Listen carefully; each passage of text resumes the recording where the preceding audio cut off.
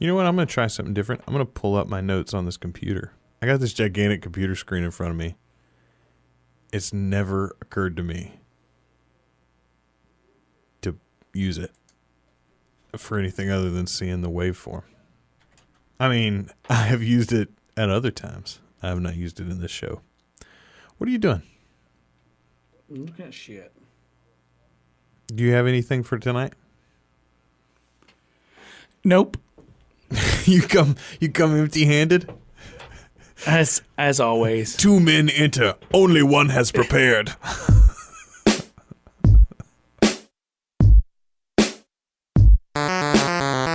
Two guys, one podcast. I'm one guy. This is a brilliant scheme, and I want to know how I can do it. Well, how did you solve the Dingleberry situation then? Two guys, one podcast. And I'm the other. Huh? I wouldn't wave to get him to cross the street. Two guys, one podcast. Through the forest of candy canes, past the whirly twirly gumdrops. Two guys, one podcast. And this is the podcast. That's why you love me. I actually because you bring me nothing. Yeah, but you never know what I'm going to say. I sort of say keep you on your toes. I thought you were going to say you never know what I'm going to take away from you. Welcome to Two Guys One Podcast. I'm one guy, and I'm the other, and this is the podcast. Welcome to our comedy show. We're racing headlong into our 100th episode. It's just a few weeks away. I'm lightly jogging. You're lightly jogging too. I'm keeping a brisk walk. It's a marathon. That's right. It's not about.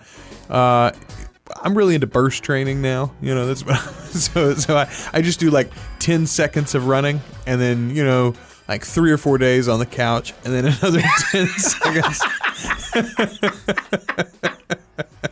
Oh man! So, how's that working out for you? Pretty well.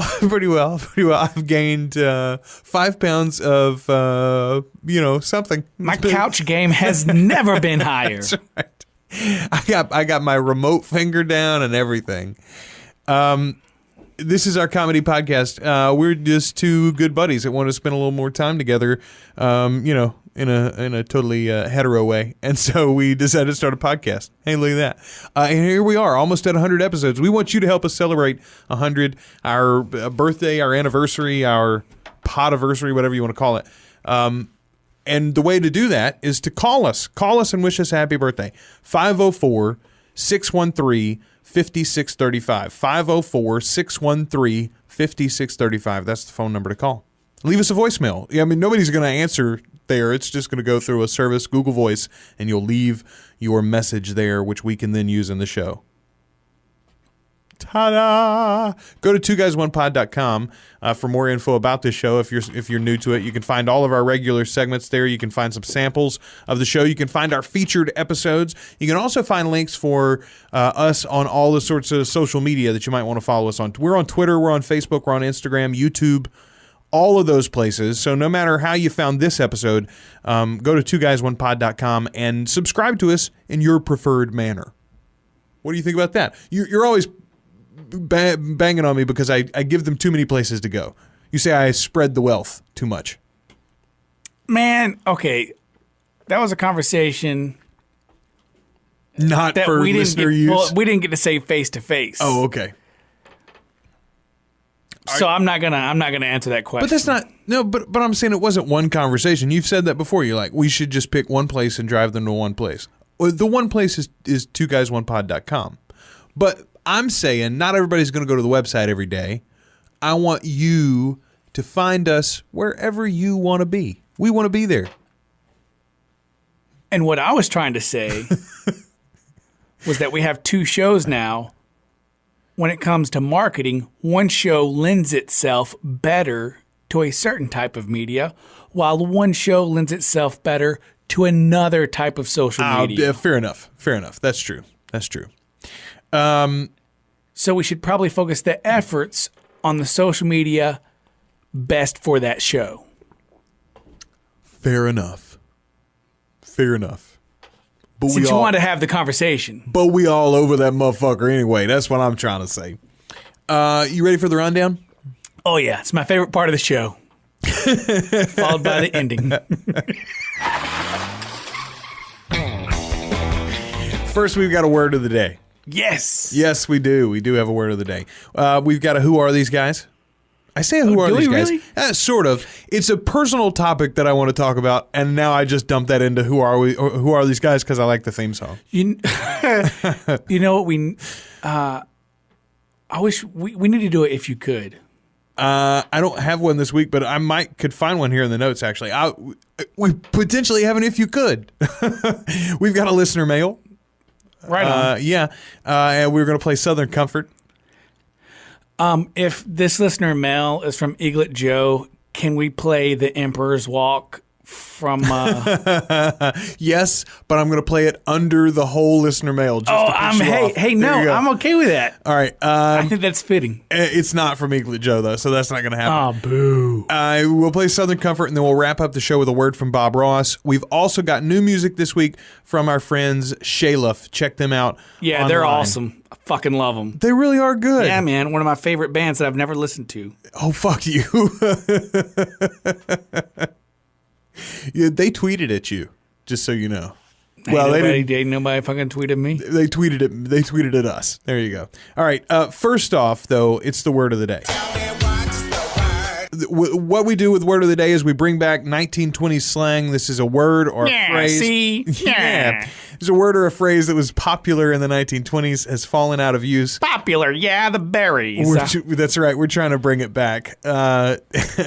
You can share it with your favorite piece of calico. Yeah, that's your lady friend, man. Yeah. And if you don't want to be a lollygagger, lollygagger was that? No, a dewdropper. Yeah, if you don't want to be a dewdropper, then you'll play along with us if possible. All right, you ready? Am I ever not ready? Sometimes you're not ready. Earlier tonight you were like, "No, I'm reading things." Here's today's word of the day: iron one's shoelaces. What the? Okay, it means like get the wrinkles out. No, I'm gonna iron my Gotta go iron my shoelaces. Excuse me, I gotta iron my shoelaces. That's the way that it would be used. Right, but he doesn't mean like his shoelaces are made of iron. No, he means he's gonna get the wrinkles out of his shoelace. He's gonna get straight laces. That would be the literal translation of the words. That's not what the phrase is meant. Oh, I know. I understand that. I'm just trying to. You're trying to understand the words that are coming out of my... Do you understand the words that are coming out of my mouth? Yes. I do now. Okay. Iron one's shoelaces. Iron my shoelaces. Gonna go for a walk. With any particular destination, do you think? How about to excuse oneself to the restroom? Go. Really? Gotta go iron my shoelaces. It's like powder my nose. Is it any more? I mean, powder my nose is a thing that you do in the bathroom. Exactly. Who the fuck irons shoelaces? Who irons shoelaces? Is it any more apropos than I gotta go see a man about a horse? Which is another thing that you hear people say when they mean I gotta go to the bathroom. Yeah, but you can literally go see a man about a horse. You could literally iron your shoelaces. No, you can't. You'll melt the fucking ends. Only if you've got plastic caps. ends. Only if you've got plastic caps. What the fuck else is on the end of a shoelace? I don't know. Maybe some of them are metal. Do you have any metal caps? No. Are they all plastic caps? I don't know. Would you have melted every one of those motherfuckers if you tried to iron it? If you tried to iron that shoe, would you melt that motherfucking end? I might have, yes. But here's the other thing. You don't have to iron all the way out to the end. Don't iron the cap.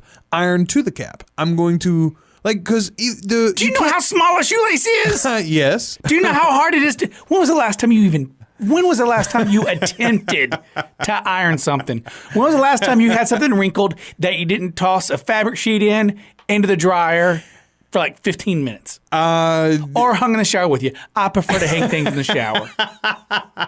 Hanging in the shower is a great one. Steam that motherfucker right up. I don't... Okay, so when was the last time you ironed? Never. I've never used an iron. So you don't... So with your zero experience, you're going to say it's really easy not to melt that cap. I'm like a child. I wander into a theater. See, the trick is... No frame of reference. The trick is you lay down the lace, you place a towel over the lace, and you iron on top of the towel so you don't melt the cap. How can you ensure once the towel's over the lace that nothing crimps and that you don't iron in a crimp? It's late. You straighten it out and look. You don't know what you're talking about. You've already proven you don't know what you're talking about. All right, fair enough. That's my least favorite. Your least favorite of the slangs? Yeah, I will never use that. So what you're saying is I'm going to go ahead and win this one today. Probably. Okay. All right. So that's why the 20s ended. Why? Because they didn't want to say that phrase anymore. So they ended the decade. They were like, "Fuck it, it's the 30s." Yeah. The 20s have officially jumped the shark. We invented Velcro in the 30s. So you got the Bronze Age. That is not a fact, by the way. You've got the Bronze Age, the Iron's Age, and this Velcro Age.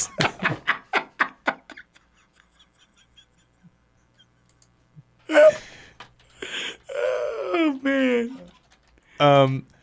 All right, so we'll try to use that somewhere, or I'll try to use that. Other guy's already given up on it. I'll try to use that somewhere in the podcast seamlessly to win the word of the day. I didn't give up. I strategically withdrew. You're consciously uncoupling from the word of the day? Yes, I did. All right, so let's go into today's Who Are These Guys?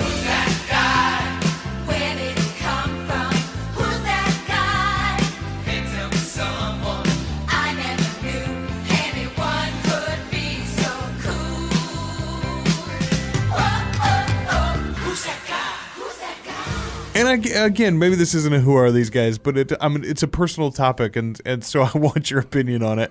We're going to call it a Who Are These Guys? Deuce, well, both of my sons, but particularly Deuce, were working real hard. They're young enough, we can just call them you can be like, hey, man, your favorite, and I'll know who you're talking about. All right. So son number one and Deuce. And then whenever they get older and listen to this, they'll be like, I fucking knew it. No. So, Deuce, we're working real hard with him right now on brushing his teeth, on doing it properly, being able to do it himself. Son number one's he's got a pretty good handle on it. And he's real excited because he's right at the age he's about to start losing teeth. The other day, though. See, that would, what? if I could remember when I started brushing, this is probably why I can't remember when I started brushing my teeth.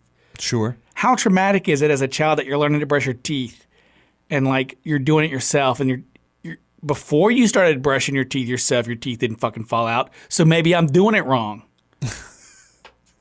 Maybe my 5-year-old brain can't figure out. We talk about it. They know the why cause and the effect. No. I mean, like you have to prepare the kid. No, you don't let it happen one day. All of a sudden, their teeth falls out and their tooth falls out, and they don't know where that was coming from. So why not? Because that would be a horrific experience. It's not, you're not going to wait. You're not going to let your daughter get to her first period without knowing it's coming, right? Maybe. What the fuck? No. You prepare your children for the things that happen to them as much as possible. I didn't get prepared for fucking nothing. That's because our parents were like fucking cavemen. That was before Dr. Spock. Not the live long and prosper guy, the other one. The spare the rod guy. All right. That's not even my point. My point is this. So he's brushing his teeth, right? That's a big thing for us right now. So the other morning, he gets done brushing his teeth, and I forget there's a little issue with orange juice after toothpaste. Yeah, it makes everything bitter. Yeah. Edumacation actually talked about this week. It's one of the reasons why I was reminded of this. So, he drinks his big sip of orange juice. He's like, ooh, it tastes weird. And then he tells Honey Bun, and she says, oh, well, yeah, baby, toothpaste and then orange juice, it's not good. What are you shaking your head for? Again, a missed opportunity. Somebody must not have raised you motherfuckers right. What? Because when he goes, oh, man, this orange juice tastes bad, you say, oh, it's probably because you did something bad. If you want that orange juice to taste good again, you're gonna have to tell me what it is that you did. You gotta admit what you did. You're the worst kitty terrorist ever. I don't want to be a kitty terrorist. I'm trying to be a parent. Other guy. It's a different thing. It's a whole different ball game. Hey, same result. It's like golf. It's the least you fuck up your child. That's the good score. Low score Yeah, counts. low score counts. But my point is this. I hadn't really thought about the mechanics of the toothbrush and the toothpaste affecting the taste. I mean, I know in my own life, like there's certain things, hey, they don't taste great if you do it right after you brush your teeth or whatever. Other things, if you give it 15 minutes, it's fine. Other things, they wash the taste of the toothpaste right out of your mouth and you can eat whatever you want to afterwards. Name one of those things.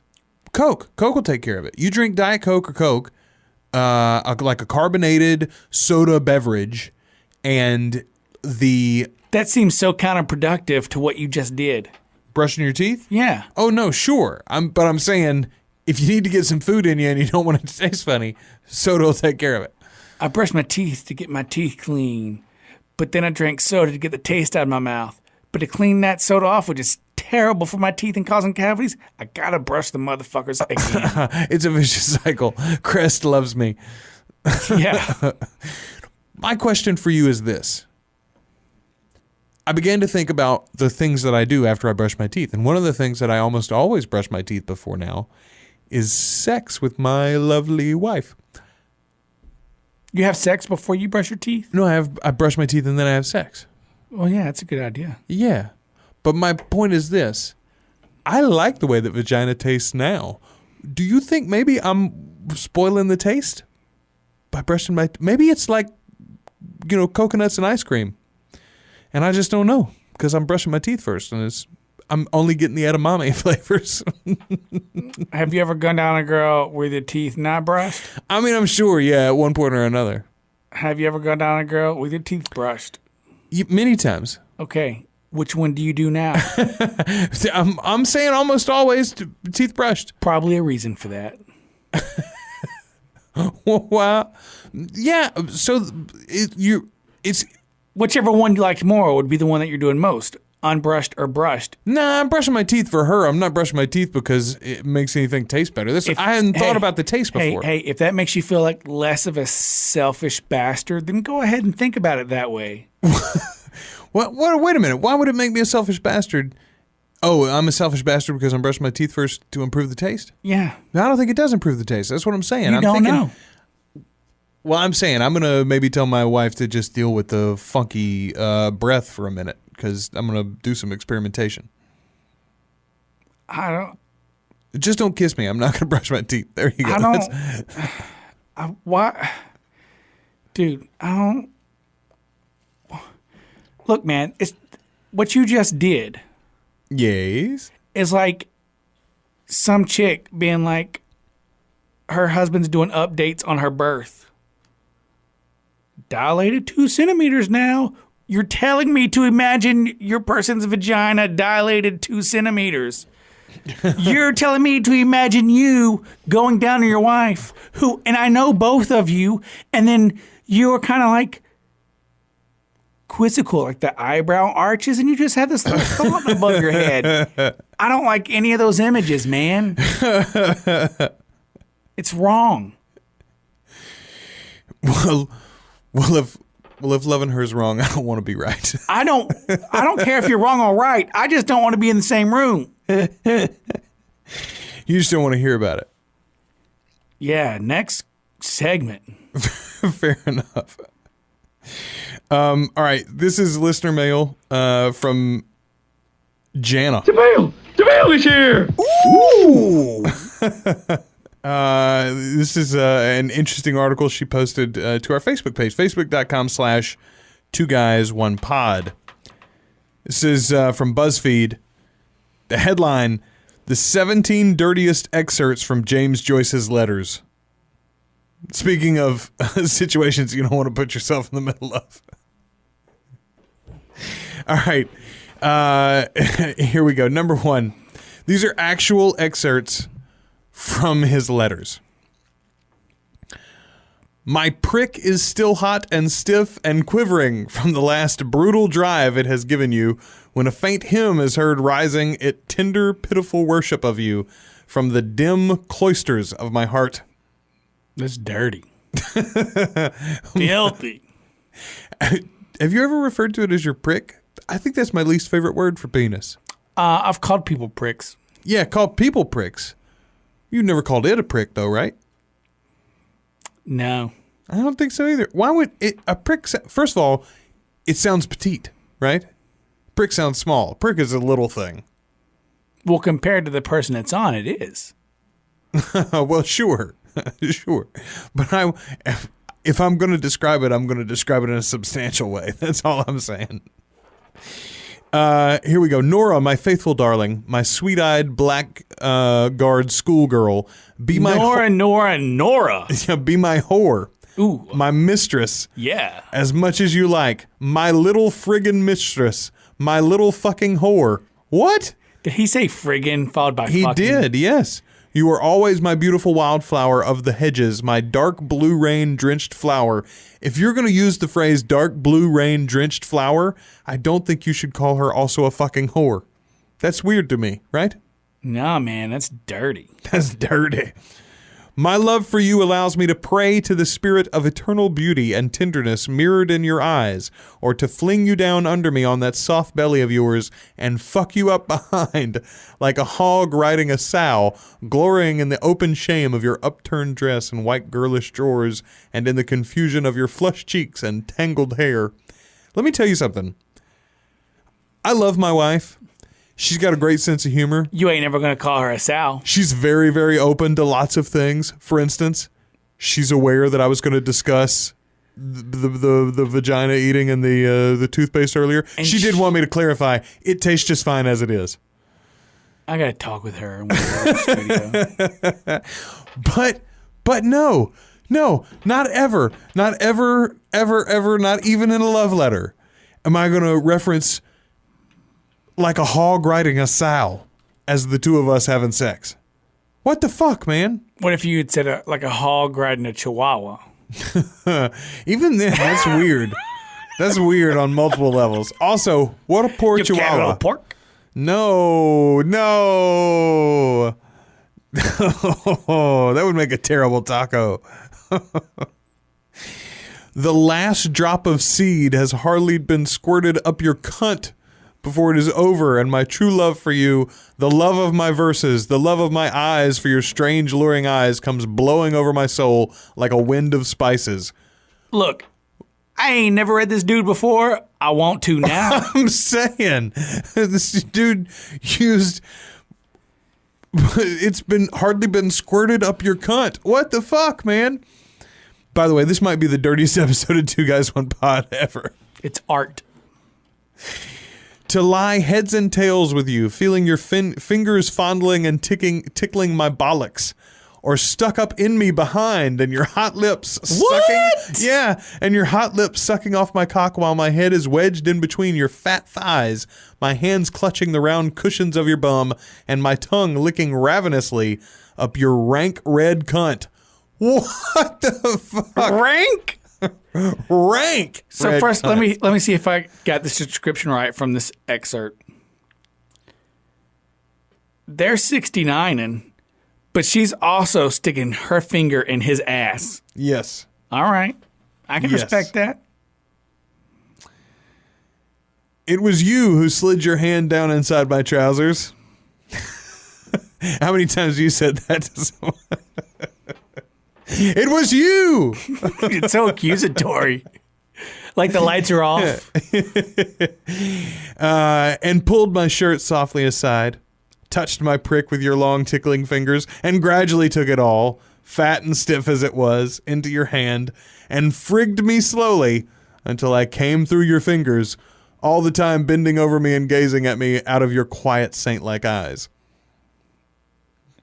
So frigged means hand job.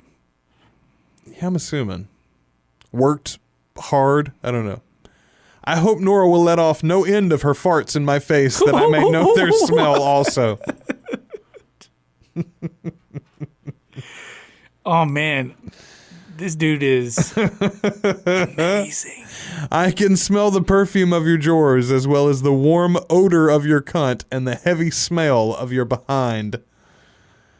Oh my God. Look, that's just a dude that likes sex. Apparently. That's all that is. I did as you told me, you dirty little girl, and pulled myself off twice when I read your letter. I am delighted to see that you do like being fucked arseways. Yes, now I can remember that night when I fucked you so long backwards. It was the dirtiest fucking I ever gave you, darling. Here's the thing is, I want to read the letter that she wrote to him. Seriously, right?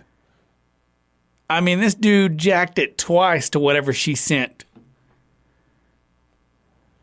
Here's number 17. I'm skipping past some of these because a lot of them are. I don't know, man. This makes me not want to go to the past. Well, here's the interesting thing. I think some chick has to write you a letter. It's got to be fucking mailed to you. That's going to take a couple of days at least, right? Yeah. You have to open it, read it, reread it to jack off to it because you didn't know you were supposed to begin with. Man, that's a lot of fucking work. I think you're looking at this all wrong. Think about like narcotics or pharmaceuticals. All right, if you get on like a painkiller and you take that on a regular basis for some sort of acute back pain or something, all right? After a while, you're either going to have to up your dosage or learn to deal with the pain again, right? Because your body's going to get accustomed to it. I think the same thing goes now for sexual stimulation. In our society, you can just log on your smartphone, call up your honey, get on Skype, have some fucking video chat or whatever, even if you're long distance. Whereas in the past, no, that motherfucker didn't read the letter once, then read it again because he didn't know he was supposed to masturbate. When he was jerking it before the mailman showed up. He was jerking it thinking about what the letter was going to have. Then when he got the mail, he brought it in the house and jerked it off over the envelope because he was so excited about what was going to be in it. And then he read it and he was jerking it the whole time he was reading it. I'm telling you. Now we know how they used to stick stamps onto letters. Now you know why the stamps taste so funny. Number 17, and you need to hear this one. This is what we'll go out on for this story. Thank you, Jana, for singing this in. Sending this in. She didn't sing these. You will begin to groan and grunt and sigh and fart with lust in your sleep. Then I will lick up faster and faster like a ravenous dog until you are a mass of slime and your body is wriggling wildly. Good night, my little farting Nora, my dirty little fuckbird. Man, I don't know who this Nora chick is, and I'm glad I didn't meet her in college.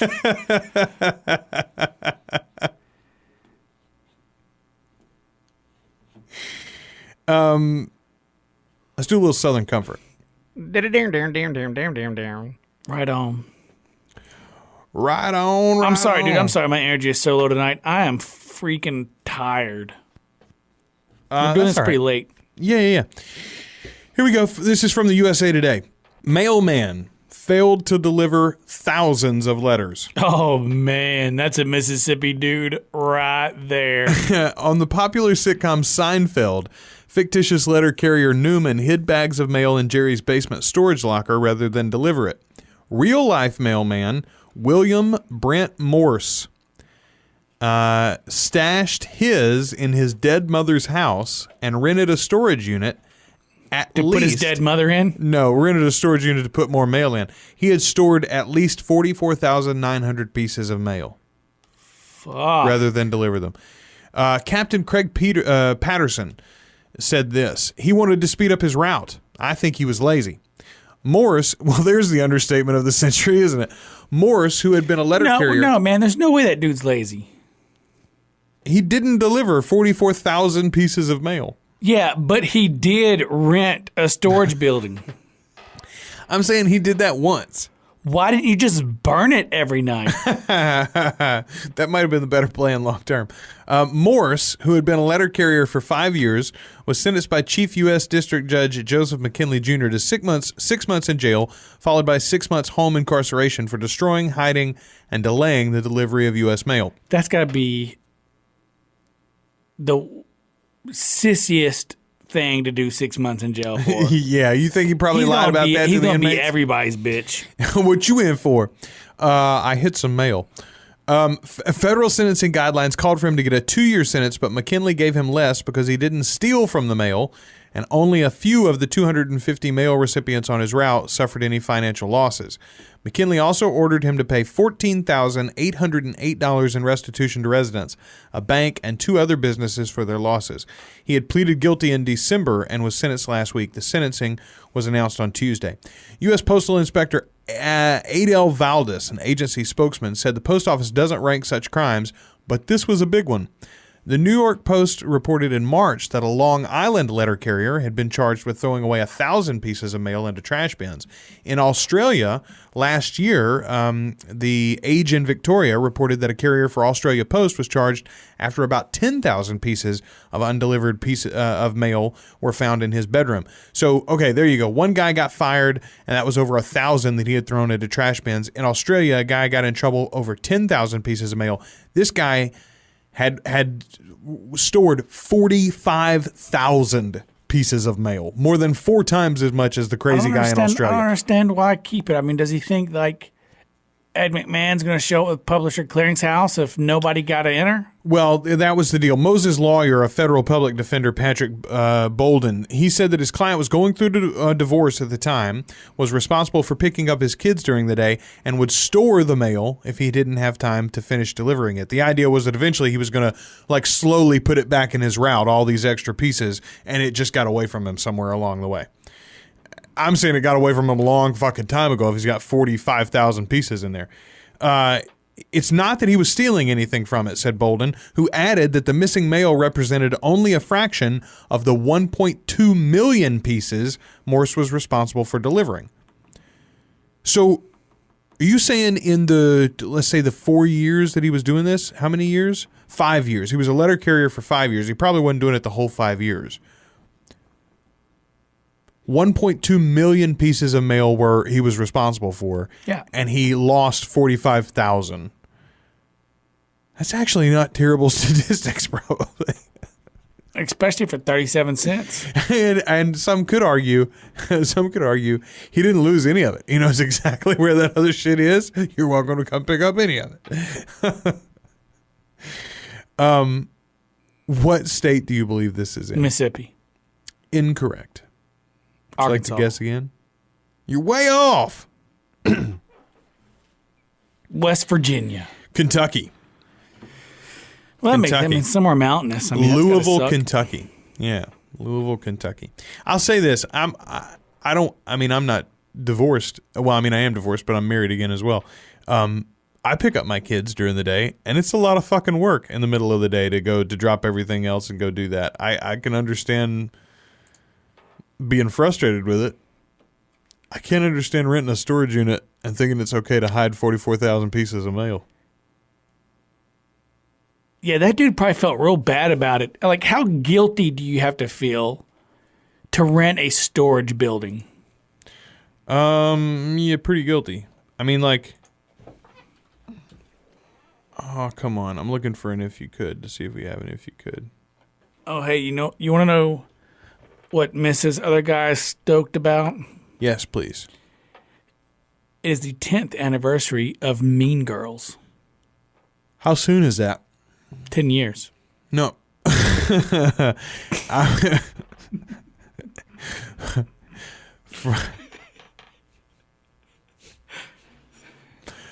From now, jerk. How soon is it from now? Like today. Today is the 10-year anniversary? Well, not today. Like when this is We released. are currently in the couple- 10th anniversary. Yeah. This week, this month. Yeah, I wore pink socks today. Did you really? Yeah. For that? Or Well, did you just happen to wear pink socks? She picked out my outfit for me today. Oh, all right. I think we've done all of these if you coulds. I'm looking at a list of if you coulds here, but I'm pretty sure we've done all of them. I'm also All right, showing. well, hey, I'm gonna go iron my shoelaces. Hopefully, whenever I get back, you'll have one picked out. Damn it! I'm so pissed off. We did an if you could in episode Hey, 90. I felt like that's pretty slick. That was pretty slick. We did an if you could in episode 90. Before that, we did one in 85 and 81. I don't have... Okay, so I'm going to ask you one of these and let's see if we've done it. If you could have a party and invite anyone, dead or alive, which people would you invite? Have we done that? I mean, do I have to pick a whole fucking people? I guess the Mayans. Well, no. Okay. That's a terrible... What if you person would you invite then? Have we done that? I don't think we've done that one. All right, there you go. Here it is. It's time for If You Could. I think we have done this one because... No, maybe we haven't. Well, we did in episode 90, we did... Yeah, we're not going to do this. We're not going to do this. We've... short episode, though. What about... If only one book existed, which book would you like it to be? Have we done that? I would want it to be a composition book. A notebook? Yeah. Okay. Dude, that's the best notebook. That's the best book to exist ever. That's such a good answer. I'm not even going to respond to that one. Let's see if I don't think that one really counts anyway. What were you thinking? What book were you thinking? I don't know. I would want it to be, I guess if only one book could exist, it would need to be a book that would inspire. I would want it to be a book that would inspire a lot of other artwork on its own. So like I'm thinking not necessarily the Lord of the Rings, but maybe a big, like some sort of fantastical, fully featured world creating type book. Dude, I think that's a great idea. Why don't you write that down?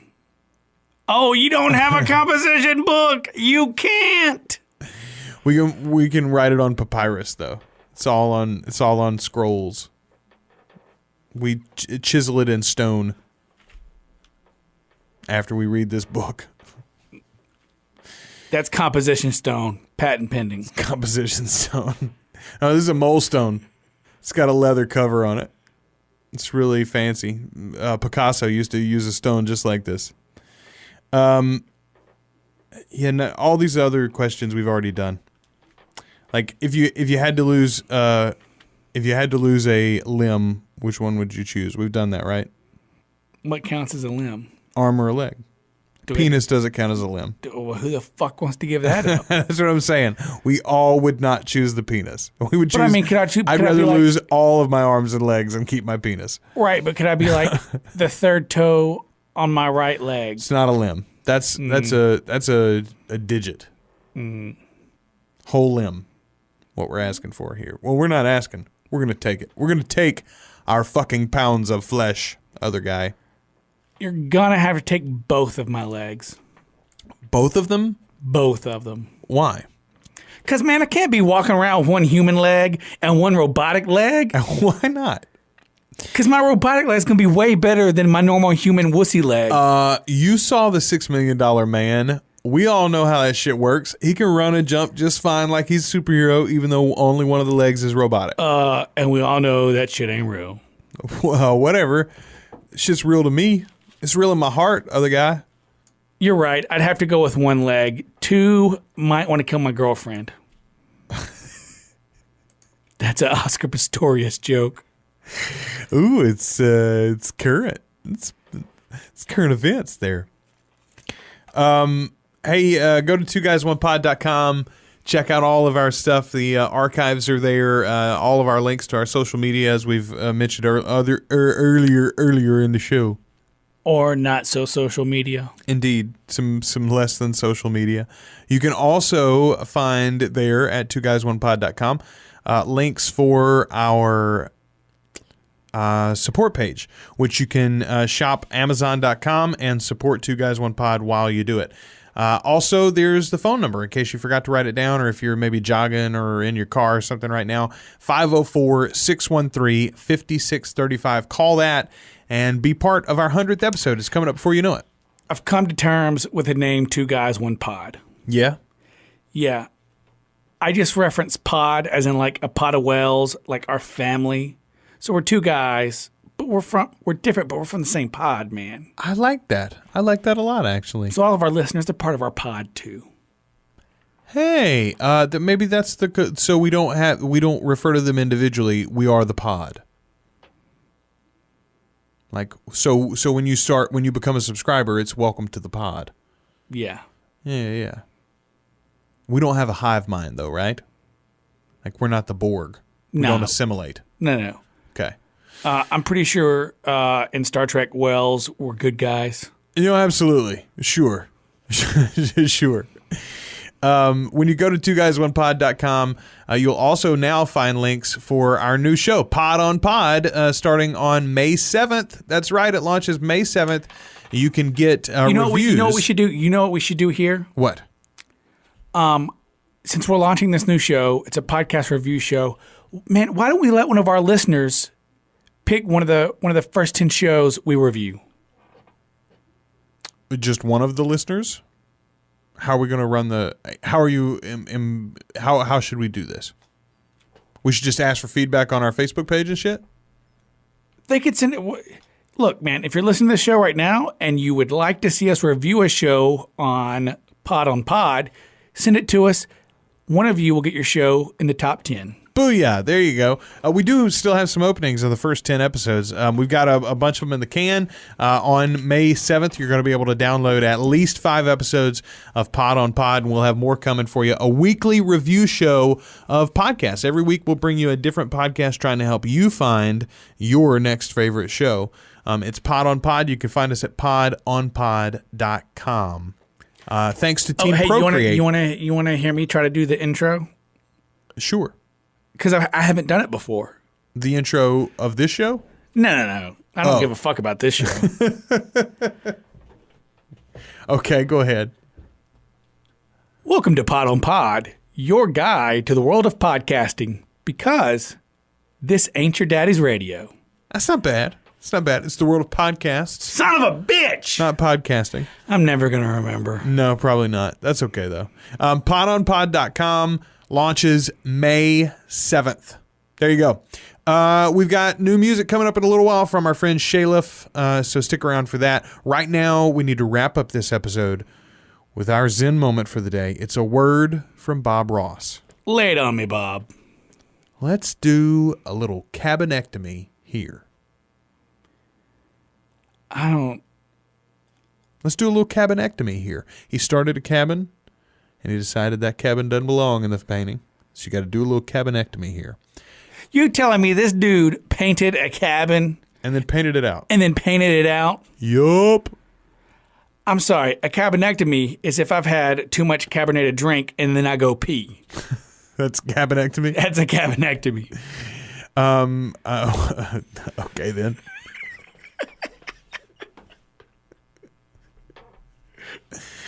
I'm gonna have an other guyectomy for this. No, podcast. Bob, you're wrong. You're wrong, Bob. Bob's never wrong. if loving Bob is wrong, I don't want to be right. Until next week, I'm one guy. And I'm the other. And this has been the podcast.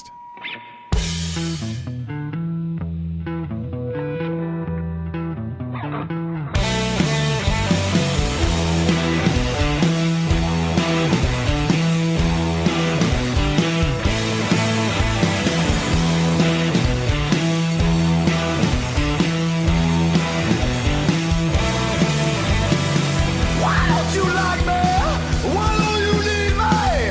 Can't you see that I just wanna be friends?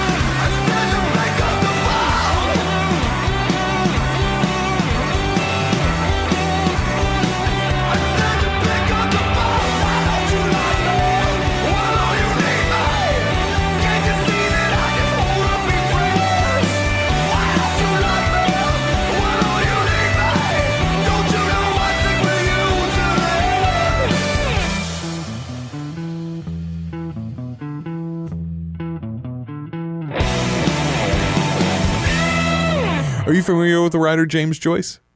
Ulysses? No. Was that it? Ulysses? I think he wrote that. No? Odysseus, maybe. I don't know. Keep going. Swanson? Samsonite. I was way off.